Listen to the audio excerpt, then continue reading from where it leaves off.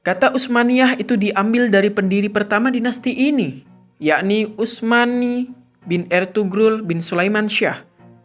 Para pendiri Daulah Utsmaniyah ini berasal dari suku kaum Koyi, keturunan Oghuz.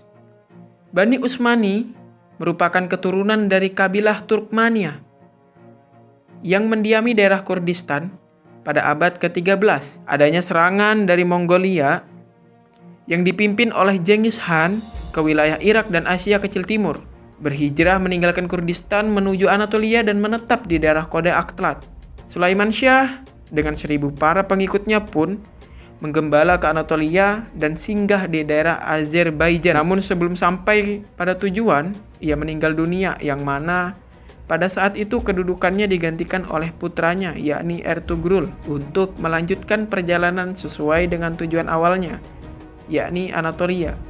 Sesampainya di Anatolia, mereka diterima oleh penguasa dinasti Saljuk, Sultan Alauddin II, yang sedang berperang dengan Romawi Timur, yang berpusat di daerah Bizantium. Ertugrul membantu Sultan Alauddin II melawan kelompok Romawi Timur, sehingga dinasti Seljuk mengalami kemenangan.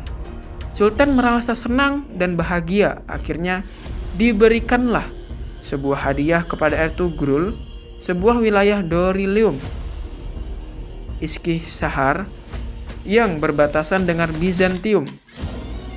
Pada saat itu, mereka menjadikan Sogut sebagai ibu kota pemerintahan yang sangat independen yang berdiri pada tahun 1258 Masehi, yang mana ini juga bersamaan dengan lahirnya Utsman. Sepeninggal Ertugrul, atas persetujuan Sultan Alauddin, kedudukan Ertugrul digantikan oleh putranya yang bernama Utsman, yang memerintahkan Turki Utsman antara tahun 1280 Masehi hingga 1324 Masehi. Serangan Mongol terhadap Baghdad termasuk Seljuk yang mana terjadi pada 1300 Masehi menyebabkan dinasti ini menjadi terpecah-pecah. Sejumlah kerajaan kecil. Dalam kondisi kehancuran Seljuk, inilah Utsman mengklaim kemerdekaan secara utuh atas wilayah yang mendudukinya pada saat itu.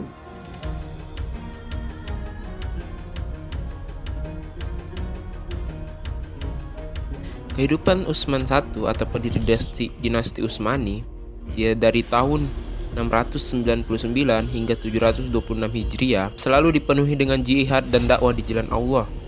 Karena selain sebagai ulama, beliau adalah sebagai pemimpin dari dinasti ini. Kondisi mad'u pada masa Daulah Utsmani atau dinasti Utsmani umumnya bersifat al-ummah, karena pada masa daulah ini masih banyak belum menerima Islam sebagai agamanya.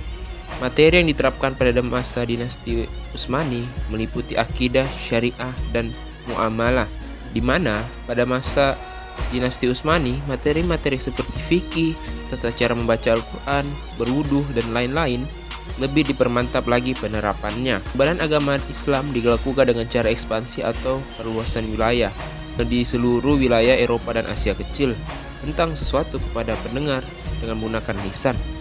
Banyak dibangun masjid, sekolah, rumah sakit, dan tempat berlindung sebagai metode yang dilakukan dengan menggunakan tanya jawab untuk mengetahui sampai sejauh mana pemahaman materi dakwah atau pemahaman Islam masyarakat pada dinasti Utsmani.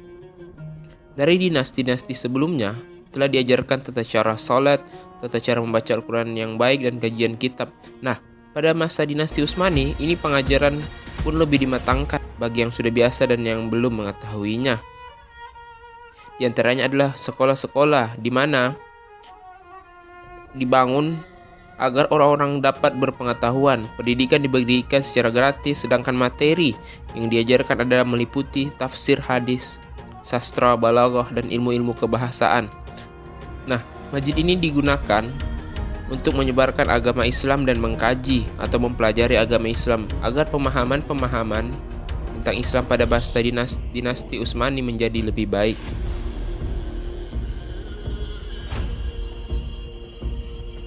Perkembangan yang terjadi pada masa Daulah Utsmaniyah terjadi di berbagai bidang, diantaranya yang pertama di bidang militer dan pemerintahan.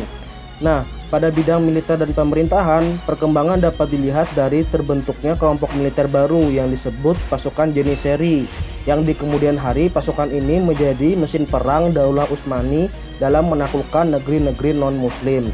Selanjutnya, perkembangan di bidang ilmu pengetahuan. Nah, ini dapat dilihat dengan berdirinya sekolah-sekolah di berbagai kota, yang kemudian sekolah tersebut mengajarkan ilmu pengetahuan agama dan ilmu pengetahuan umum.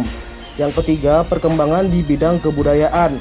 Nah, ini dapat dilihat dengan karya-karya sastra dalam bentuk puisi yang mendapatkan tempat di hati para sultan. Yang terakhir yaitu perkembangan di bidang keagamaan.